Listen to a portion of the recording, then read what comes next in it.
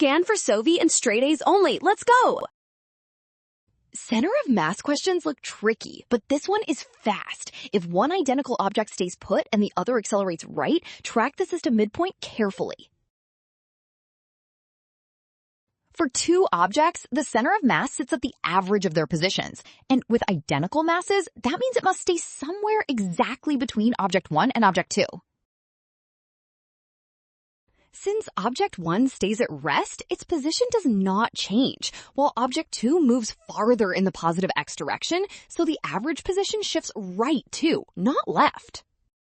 Because that average position keeps changing faster as object 2 accelerates, the center of mass also accelerates in the positive x direction and remains between them. Well done! Option C! Scan now. Trap, do not rush signs. Rule, trust the given motion and check each step before locking your answer.